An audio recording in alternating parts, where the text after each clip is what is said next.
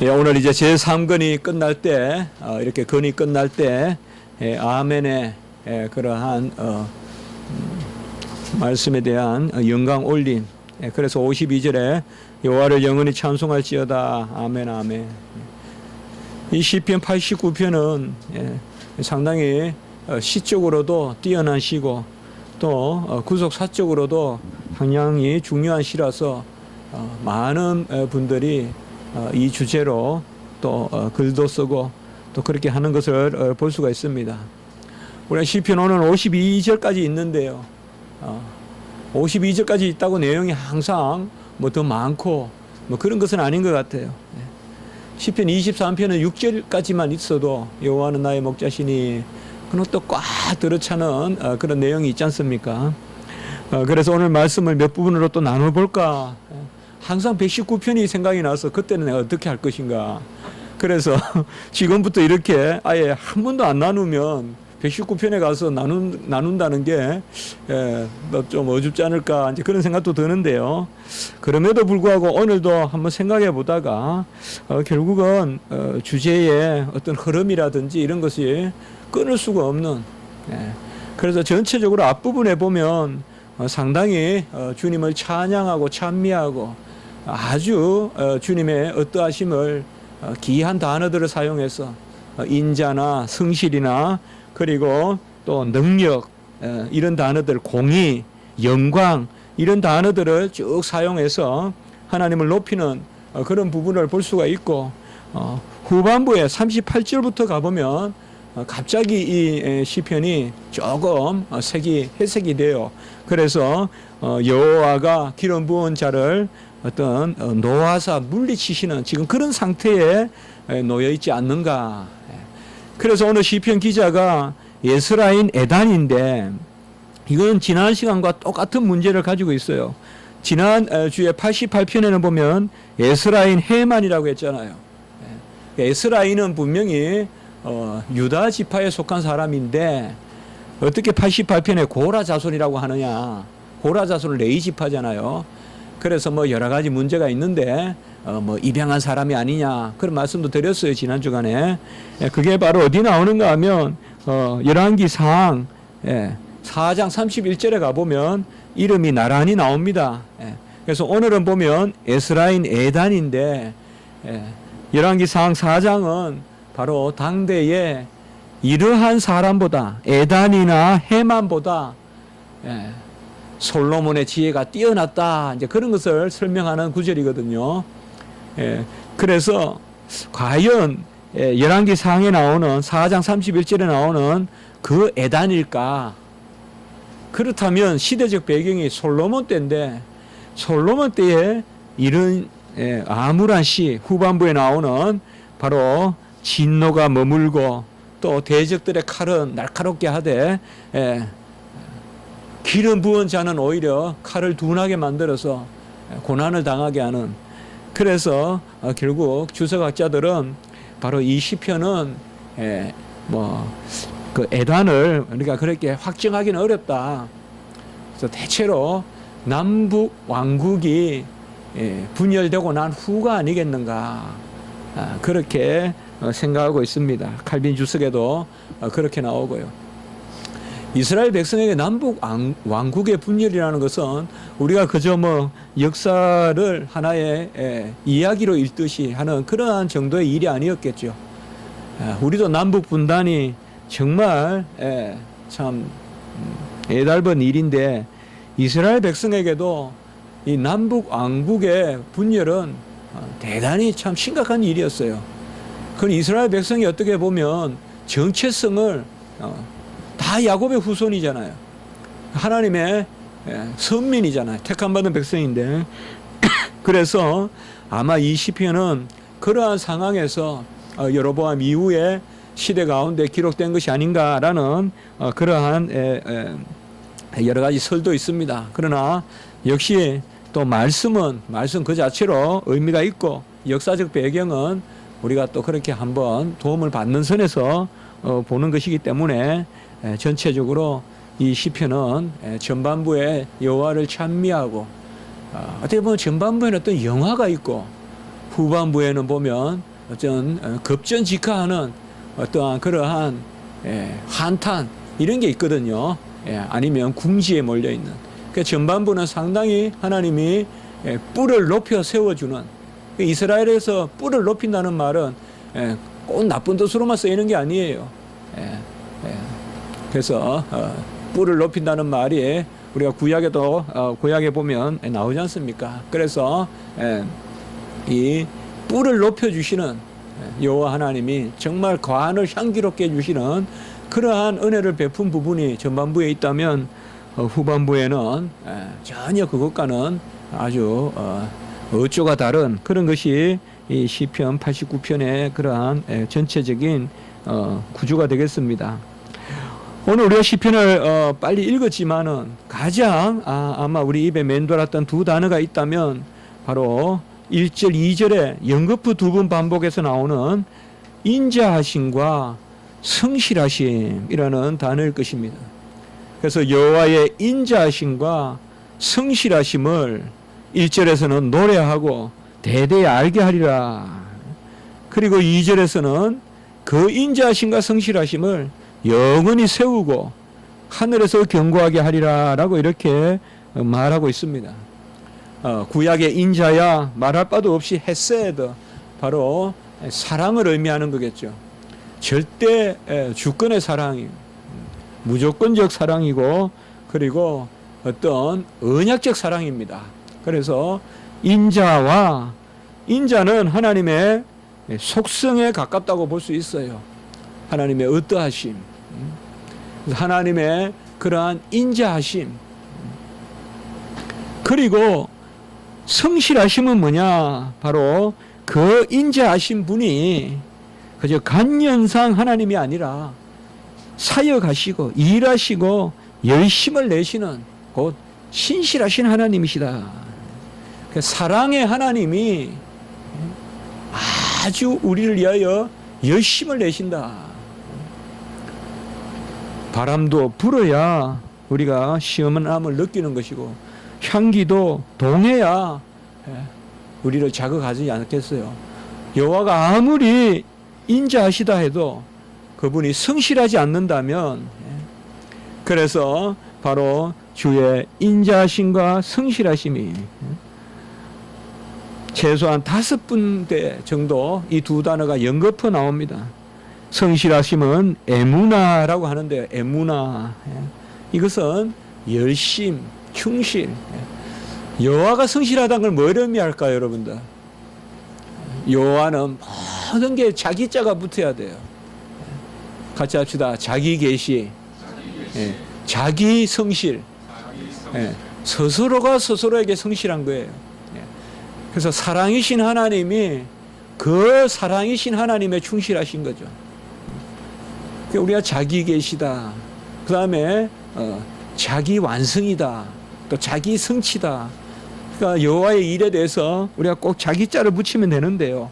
그러니까 self, 스스로가 스스로에게 충실하신, 성실하신 1절과 2절, 24절, 33절, 49절 이런 부분에 꼭 이 두 단어 인자하심과 성실하심이,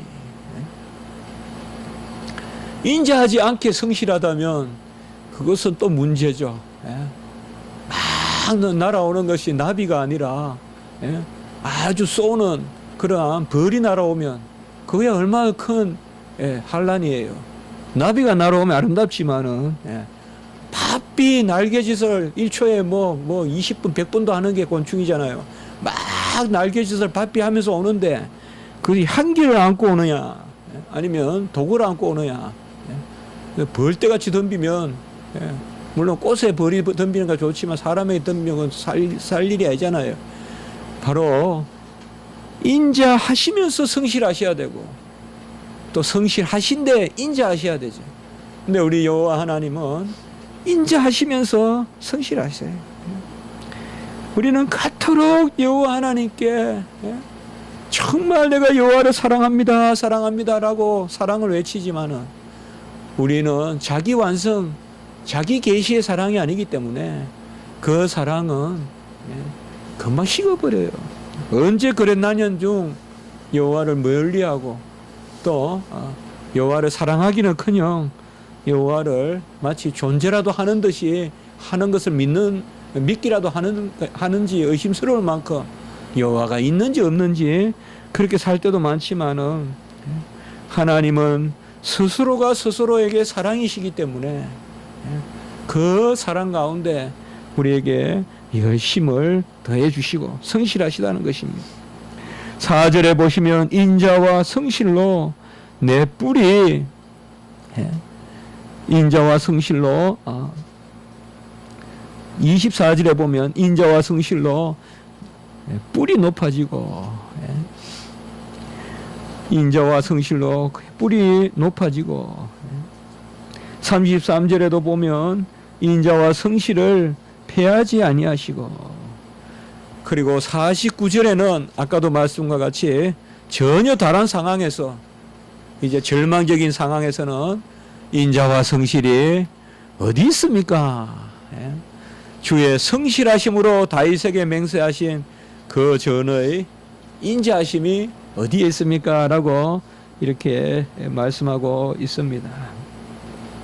사랑의 하나님이 열심을 다하시고 신실하시고 성실하시다. 이러한 인자하심과 성실하심, 그분의 어떠하심과 또 그분의 행하심, 이것이 집약되어 있는 단어가 역시 오늘 시편에서 자주 나오는 다름 아닌 바로 언약이라고 볼 수 있겠습니다. 3절에 보시면 주께서 이르시되 나는 내가 택한 자와 언약을 맺으며 내 종 다윗에게 맹세하기를 내가 내 왕위를 내 자손을 영원히 경고케 하며 내 왕위를 대대에 세우리라 하셨나이다. 바로 사마 7장에 나오는 14절 바로 다윗과의 그런 왕조 언약 그 부분이죠. 바로 언약이 여기에 나타나고 있습니다. 언약이라는 것은 일방적입니다. 물론 우리 편에서 상호적으로 믿음을 가져야 되지만 그것은 공로가 아니기 때문에 형식적인 조건에 불과하기 때문에 일방적인 것입니다. 모든 실체적인 것은 하늘로부터 하나님으로부터 우리에게 일방적으로 주어지는 것이요. 우리는 그것을 그저 손을 펼치는 정도로 끌어안는 정도로 그걸 우리의 공로로 할 수 있겠습니까?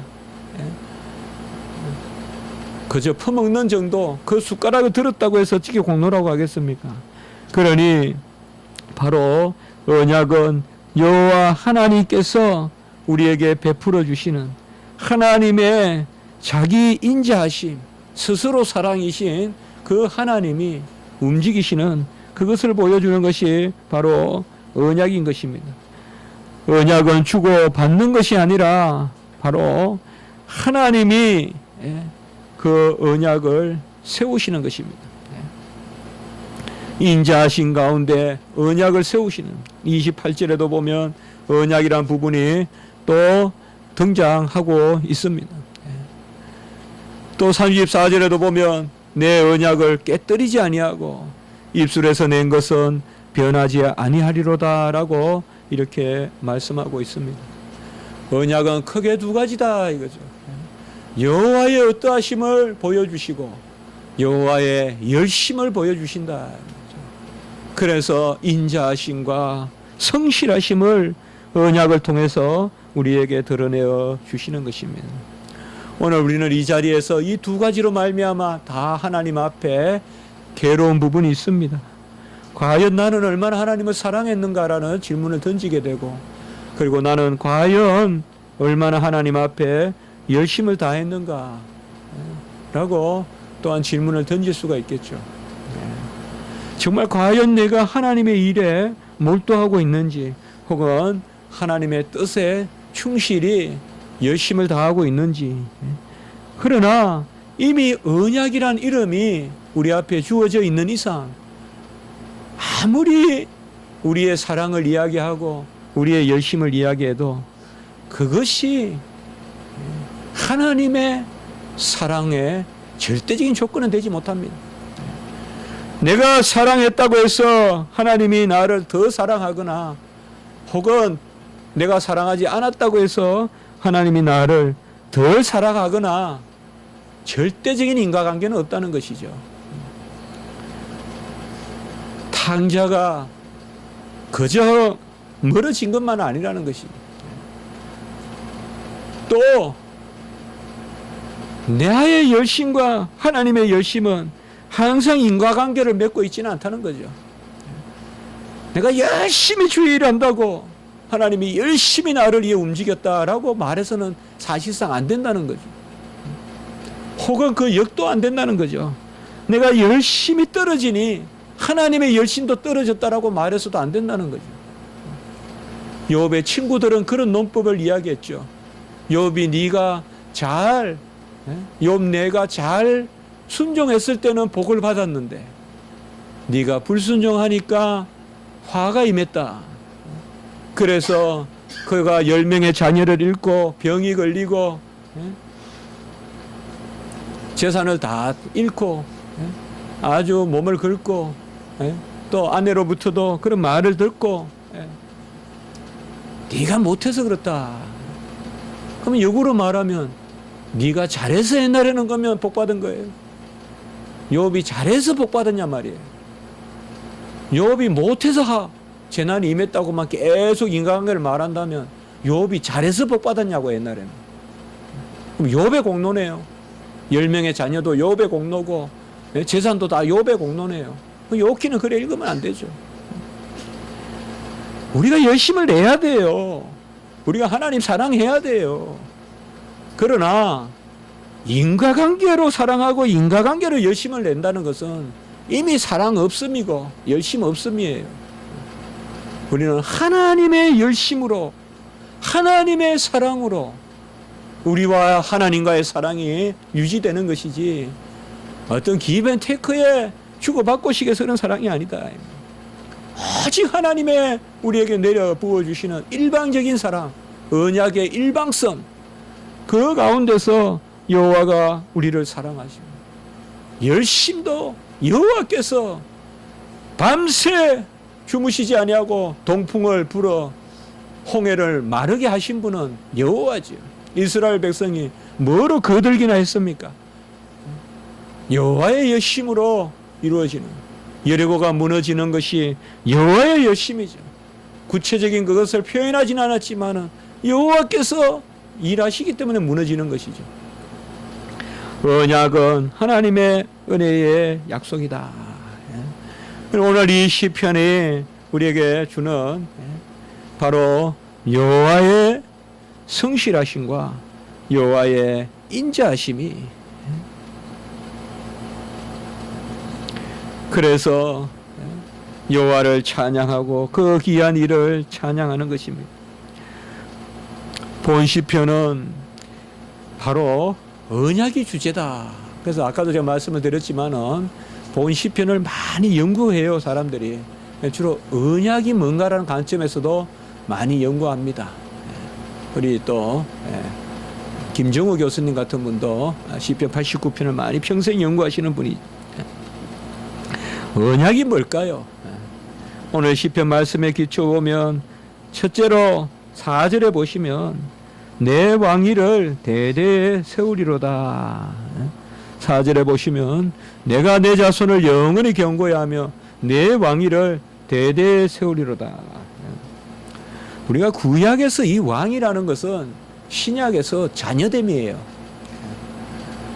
그 특별히 우리가 오늘 이제 언약은 다윗 언약에 계속 나오잖아요. 후반부에도 다윗의 왕조 언약이 바로 내 후손 아들, 바로 왕의 개념이 아들의 개념이에요.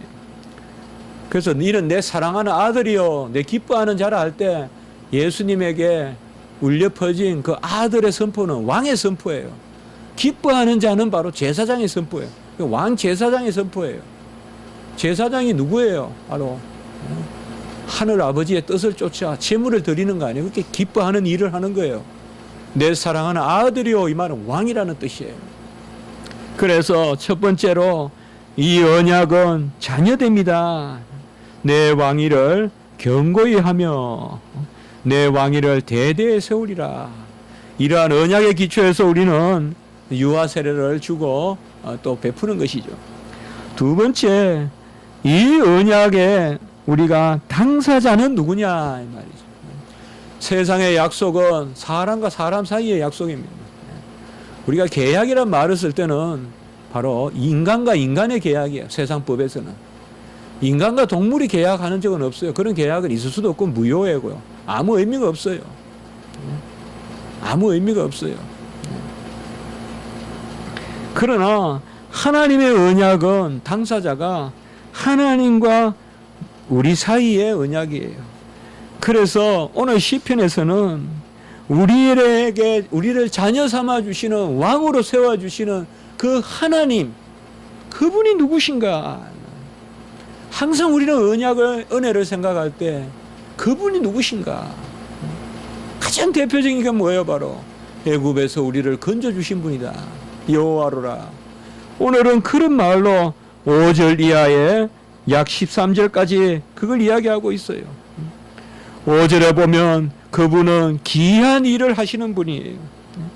주의 기이한 일을 하시는 분이에요. 그래서 하늘이 찬양하는 바로 그러한 기이한 일을 행하시는 것입니다. 8절에로 보면 주와 같이 능력 있는 이가 없어요. 여호와 만군의 하나님이여 주와 같이 능력 있는 이가 어디에 있습니까? 9절에 보면 파도를 다스리시고 9절에 보면 온갖 자연도 다스리시고 이제 이 파도를 다스리고 물결을 다스리는 분 우리 예수님이 오시죠. 파도를 다스리시고 잔잔하게 하시고 10절에 보면 라합을 물리치시고 라합은 우리가 지난주입니까 지지난주입니까 나왔었죠. 라합이란 게 87편에 나왔죠. 라합 애굽을 뜻해요. 기생 라합 아니에요. 여기에 애굽이에요. 여러분 북왕국 시대 때 솔로몬 시대 때 애굽이 강합니다. 여전히. 그래서 해변길로 애굽이 쳐들어오고 그리고 저쪽에서는 아람 쪽이 강해요. 점점. 그래서 머깃도에서 맨날 싸우는 거예요. 전쟁이 일어나는 거예요. 그게 이제 요한계시록까지 아마겟돈 연결이 되는 거예요. 해변길로 올라오고. 그래서 요새도 가보면 그쪽 길은 전부 전쟁터예요. 그쪽으로. 그게 바로 애굽에서는 그 쭉 올라오는 거예요. 이쪽으로 올라오고 그게 이제 가로질러서 그렇게 이제 가는 거거든요. 그렇게 가는 거예요.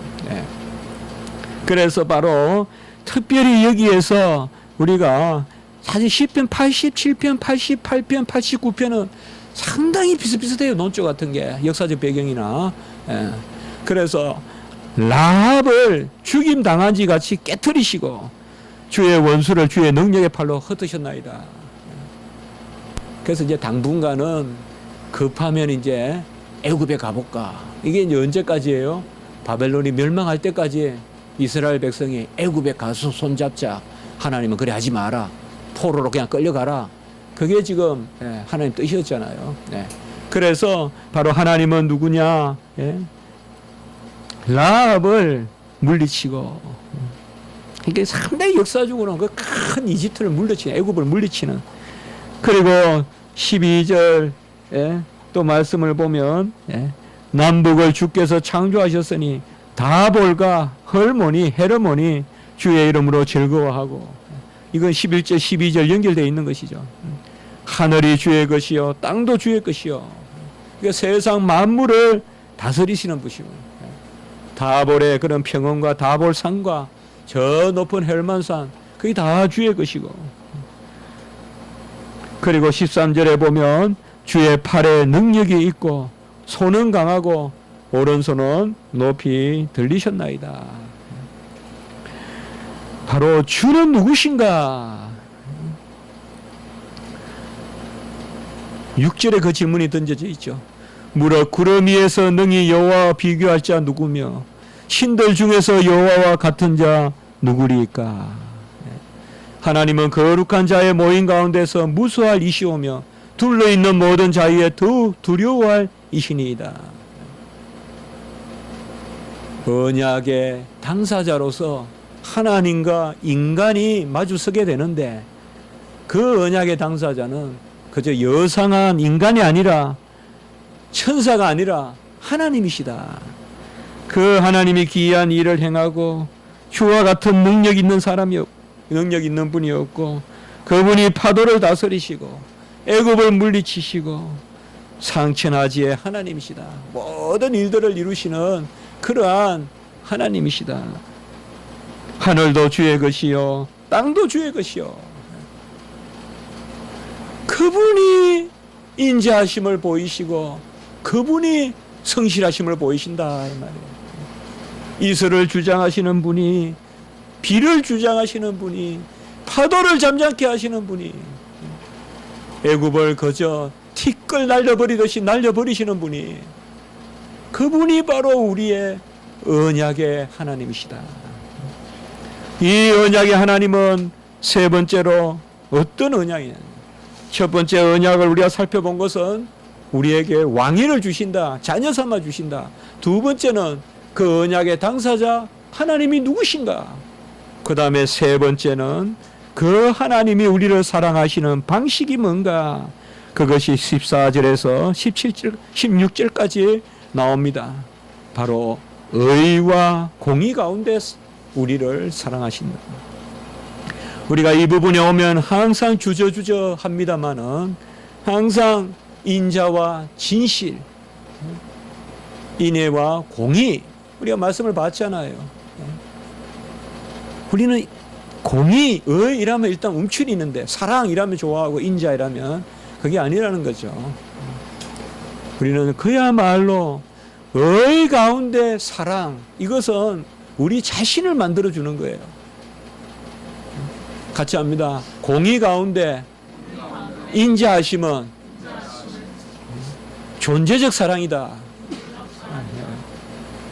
공의가 없이 인자한 것은 소유적 사랑이에요. 빵 하나 주는 거. 빵 하나 주는 거. 공의가 없이 그냥 좀 잘못해도 빵 하나 주는 거. 이것은 소유적 사랑이에요.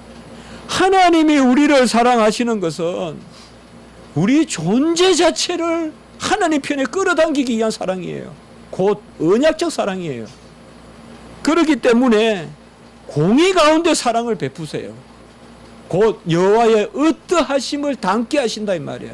사랑을 통하여서. 그러니 우리는 이러한 고차적인 사랑을 받고 있는 거예요. 그저 배고프다 하니까 빵 하나 주고 던져주고 지나가는 그런 행인과 같은 나그네와 같은 사랑을 베푸시는 게 아니라 너는 내 것이라 자녀라 언약의 후손이라 하면서 하나님의 자녀로 삼아주시는. 그래서 언약에는 바로 이 의와 공의가 있어야 돼요. 우리는 끝까지 사랑받아요. 그러나 공의 가운데 사랑받기 때문에 고난이 있고 순교도 있을 수 있는 거예요. 공의 가운데 사랑을 받아서 그의 품으로 더욱 가까이 가는 길이 바로 순교란 말이에요. 그저 소유의 사랑이면 그저 이방에서 한번 그들의 간담을 서늘하게 하는 하나님 정도 같으면 이러한 공의의 사랑을 베풀지 않을 거예요. 그러나 하나님은 우리에게, 그래서 이것이 정말 즐거운 거예요. 우리가 감히 여호와의 어떠하심에 동참하게 된다는 것. 어떻게? 언약으로 말미암아. 어떻게? 그의 사랑과 열심으로 말미암아. 저는 그래서 이 15절을 참 좋아하는데요.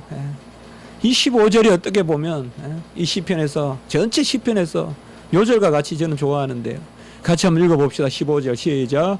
즐겁게 소리칠 줄 아는 백성은 복이 있나니 여호와여 그들이 주의 얼굴 비단에서 다니리로다. 이 빛이라는 말은 구약이나 신약이나 오르, 포스, 구약에는 오르, 신약에는 포스. 이 빛이라는 단어, 이것은 항상 뭐냐 하면 언약 개념이고 은혜 개념이고 항상 자녀 개념이에요. 빛의 자녀다. 그저 아웃사이드가 아니에요. 끌어들이는 거예요. 그 안으로. 그래서 얼굴을 마주 본다든지 이런 개념들이 다 영생 개념이에요. 얼굴을 마주 보는 것을 우리가 영원한 생명으로 표현하잖아요. 여기 왜 생뚱맞게 15절이 이렇게 나타나 있을까요? 금방 제가 말씀드린 그거예요. 바로 인자하심과 진실하심이 함께 있는 거죠. 진실하심, 에메트, 인자하심, 헤세드. 바로 시편을 크게 이끌어가는 두 축이죠. 바로 사랑과 진리, 사랑과 진실. 진리 가운데 사랑해 주시는 것. 그 사랑은 어떤 사랑이냐? 끌어안는 사랑이에요. 맨날 떡만 던져주고 빵만 던져주고 잘했다 잘했다 칭찬만 해주는 사랑은 그 소유의 사랑이에요. 그러나 공의 가운데 의 가운데 그래서 여호와여 그들이 주의 얼굴 비단에서 다니리로다. 하나님의 영광에 아는 예수 그리스도 안에 있는 하나님의 영광을 아는 빛을 우리에게 비추어 주소서. 고린도후서 4장 6절에 나오잖아요. 예수 그리스도의 얼굴에 있는 하나님의 영광을 아는 빛을 우리에게 비추어 주소서. 그것도 존재적인 이야기잖아요. 오늘도 바로 그런 이야기입니다. 우리가 주의 공의로 기뻐하는 것이 마땅합니다. 16절에도 보면 바로 그의 공의로 기뻐한다. 그리고 언약의 네 번째 부분이 바로 언약은 우리를 영화롭게 한다. 궁극적으로 하나님 우리와 언약을 맺으신 것은 하나님이 영광을 받으시고 우리를 영화롭게 하는 곧 우리의 뿔이 높아지는, 이거 교만하단 말 아닙니다. 결코 바로 영화를 뜻합니다. 뿔이 높아진다는 것은. 그래서 언약 가운데서 우리를 높여주시는, 한나와 같은 여자를 높여주시고 미리암과 같은 여자를 높여주시고 또 모세를 높여주시고 다윗을 높여주시고 바로 우리를 높여주시는 것입니다. 이렇듯이 이 오늘 시편에는 언약이 중간에 들어있어요. 이 언약이 하나님이시니까 인자하시고 성실하세요. 언약의 첫 번째는 아까 말씀드린, 다시 한번 우리가 기억해 보면 언약은 우리를 자녀 삼으신, 이게 곧 왕직, 왕이다 우리가 말해요. 두 번째는 그분의 전능하심, 세 번째는 공의, 네 번째는 바로 영광, 부를 높여주시는 이러한 언약 가운데 하나님이 우리를 사랑하시는 것입니다. 바로 내 종 다윗에게 기름을 부으시고 언약을 굳게 세우시는 28절에 그 말씀을 보여줄 수가 있습니다. 20절에 보면 다윗을 찾아내어 거룩한 기름을 그에게 부었도다. 우리가 역사적 사건으로 잘 알죠. 다윗을 찾아냈다는 말은 다윗이 말죄로 양을 치고 있는데 찾아가서 사무엘의 기름을 붓잖아요. 그걸 이야기해요. 그것을 지금 다윗에게만 한정하는 것이 아니라 우리 믿는 백성들, 후손들이 다 이런 복을 받았다는 것이에요. 27절에 보면 장자로 삼고 지존자가 되게 하시고, 바로 하나님께서 이러한 일들을 이루시고, 무엇보다도 30절 이후에 보면 이게 이제 유일하게 하나, 아까 공의의 하나님이라고 했죠. 율법을 지키게 하신다 이 말이죠. 제가 시간이 없어서 많이는 말씀드리지 않겠지만은 바로 율법을 깨뜨리지 않게 하시고 계명을 지키게 하시는데, 율법을 어기고 계명을 어기면 해초리를 들고, 그렇지 않으면 우리에게 성실함을 보이시겠다. 지금 38절에 가기 전에 중간에 전체 지금 시편 구조가 그렇죠. 앞부분에서 제일 전반부에서는 그의 인자하심과 성실하심을 노래하고, 그 다음 부분에서는 언약에 대해서 말하고, 그 다음에는 이 언약을 다윗을 찾아가서 기름을 부었듯이 우리에게도 부어주셨다는 것을 말하고 있고, 그리고 38절부터는 우리가 하나님부터 멀어져 있는데, 진노 가운데 있는데, 그 중간에 뭐가 있느냐? 율례와 규례를 어겼다 이 말이죠. 역시 우리는 율법을 언약 위에 놓지 말고 언약 안에 율법으로 이해하셔야 된다 이 말이에요. 같이 합니다. 언약 안에 율법. 언약의 율법. 그겁니다. 그러면 우리가 오늘 30절로부터 나오는 말씀이 정말 은혜로운 지팡이와 막대기 같이 여겨진다 이 말이죠. 아브라함의 언약, 다윗의 언약, 기름 부음, 찾아와서 기름을 부어주시는 그 사랑과 열심 가운데 우리에게 율법을 주셨단 말이에요. 그래서 율법은 달콤한 꿀과 같은 것이요, 이것은 우리의 공로의 영역이라기보다 은혜로 지켜야 되는 그러한 하나님의 영역임에도 불구하고 바로 38절 이후에 오늘 마지막 절까지 51절까지 그들이 다 어겼다 이 말이죠. 어떻게 어겼느냐, 여러 가지 어긴 그게 있겠지만은 정말 제가 이번에 말씀을 생각하면서 남북 왕국이 나누어지는 그 아픔을 할 때 그 주석을 읽는데 읽어보면서 야 정말 와닿더라고요. 이때까지 별 생각을 안 했어요 저는. 근데 남북 왕국이 나눠지는 게 얼마나 큰 아픔입니까? 어떻게 보면 하나님이 이스라엘 백성을 가장 큰 징계는 멸망인데 그 전에 징계에 징조를 주신 게 분열이에요. 그러니까 남북 왕국을 벌써 분열시켰다는 게 큰 징계인데 정신 못 차리니까 둘 다 망하게 멸망시켜버린 거예요 하나님이. 그래서 오늘 시편의 46절에 보면 여호와여 언제까지니까 스스로 영원히 숨기시리까 주의 노가 언제까지 불붙듯 하시겠나이까. 그리고 49절에 주의 성실하심으로 다윗에게 맹세하신 그 전에 인자하심이 어디 있나이까 라고 이렇게 부르고 있습니다. 마지막에 이런 한탄을 우리가 너무 그저 불평이나 그런 쪼로 읽지 말고 그래도 시편 기자는 믿음을 가지고 있다. 같이 합니다. 간혹은 숨어 계시는 하나님. 물론 우리가 숨어 계시는 하나님, 루터의 용어로 히든가 이라면 주로 좋은 뜻으로 쓰여요. 다 알 수는 없지만 우리 사랑하시는, 그러나 간혹은 진노 가운데 숨어 계실 수도 있다 이 말이죠. 진노 가운데. 근데 우리가 진노 가운데 숨어 계신 하나님은 잘 인정하지 않으려고 하죠. 하나님이 없는 것 같고. 그렇게 보면 그래도 이렇게 부르는 게 우리의 기독교인의 실존이 아닌가. 언제까지 숨으십니까? 언제 다시 인자를 보이실 것입니까? 언제 다시 열심을 보이시고 성실을 보이실 것입니까? 결코 오늘 시편은 그저 깔아앉는 시편이 아니라 그러한 어려운 가운데서도 여호와 하나님께 구하는, 결국은 언약에 신실하신 분은 우리가 아니라 하나님이시다.